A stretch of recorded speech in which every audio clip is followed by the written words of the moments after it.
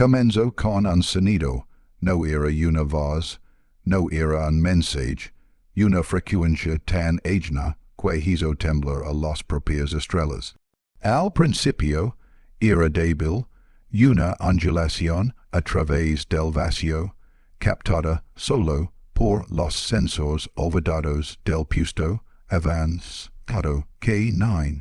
La tripulación pensó que era interferencia, un fallo en la radiación de la estrella moribunda, pero luego el pulso se hizo más fuerte, más alto, más deliberado. El teniente Ares se quedó inmóvil frente a su consola, con los ojos clavados en la forma de onda temblorosa.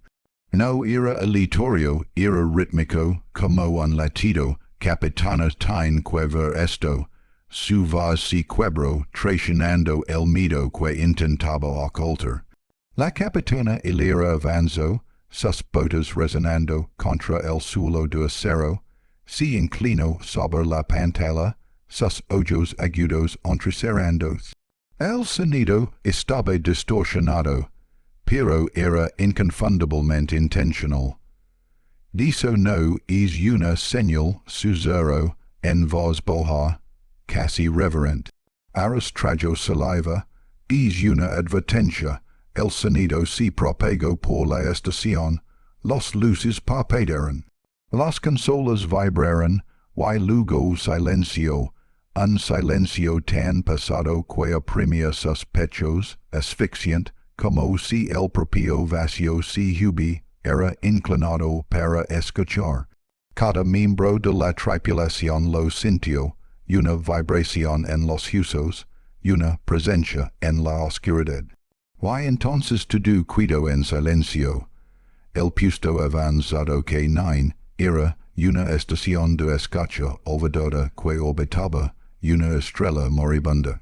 30 tripulantes vivían en monotonía, monitoreando señales que rara vez importaban.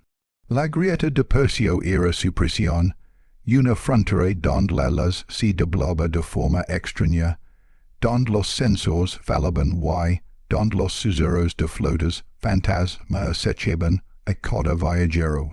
La tripulación se había acostumbrado al silencio. Los días se convertían en semanas, las semanas en meses. Esta que ligó la señal se propagó como un virus. Cada receptor, cada boya de comunicaciones, cada nave dentro de su alcance comenzó a repetir el mismo pulso. Los tripulantes empezaron a cambiar. Algunos reportaban visions, un mar de metal negro, una nave más grande que continentes, flotando entre galaxias. Otros susurraban sobre ojos que no eran ojos observando desde el vacío. El era intento contenerlo. Ordinó destruir las comunicaciones sobre la estación. Pero la señal ya estaba dentro de ellos, porque no podíamos detenerlo, exigió, golpeando la consola. Ahora se veía pálido, con las manos temblorosas, porque no está transmitiendo, está llamando. La tripulación guardó silencio. La palabra quedó suspendida en el aire como una maldición, llamando, y en algún lugar en lo profundo de la grieta algo respondió. Las coordenadas aparecieron de repente, incrustadas en el pulso, no eran aleatorias, no cuestión de sentido. Era una ubicación en lo profundo de la grieta, contra los órdenes, se envió una flota, encontraron restos. Miles de naves destrozadas, sus tripulaciones muertas desde hace mucho tiempo, pero la señal era más fuerte allí. Y entonces apareció la Nave Negra. No estaba construida, no estaba viva. Era algo intermedio, una estructura de geometría imposible, que cambiaba como una sombra contra las estrellas. Su superficie ondulaba como metal líquido, pero sus bordes eran lo bastante afilados como para cortar la propia realidad. La tripulación observo en silencio, nadie habló, nadie respiró. Y entonces habló, no con palabras, con recuerdos. Cada miembro de la tripulación escuchó su propia voz, susurrando secretos que nunca había contado. Miedos de la infancia, arrepentimientos ocultos, deseos prohibidos, la nave los conoce, siempre los había conocido. La flota abrió fuego, los cañones de riel tronaron, los lanzas de plasma trazaron arcos de fuego en el vacío, y los torpedos cercaron el espacio como estrellas fugaces. Por un momento pareció que la victoria era posible, pero la nave negra no ardió, absorbió, cada disparo se convirtió en partuela. Cada arma la hacía más fuerte, la geometría de su casco se retorció, doblando la realidad como papel, trayendo misiles enteros. Las cosas desaparecían en pleno vuelo, sus gritos cortados como si hubieran sido borrados de la existencia. Siguen disparando, no se detengan, gritó el almirante Corin, pero la tripulación lo sabía, podían sentirlo. Cada ataque estaba siendo registrado, cada arma estaba siendo recordada, y entonces respondió un solo pulso.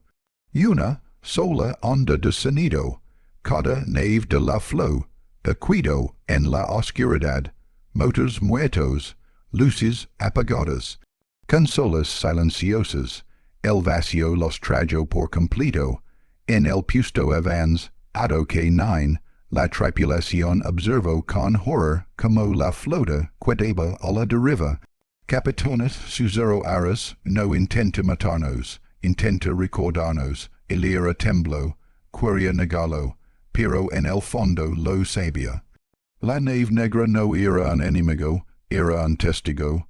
La nave negra comenzó a proyectar imágenes.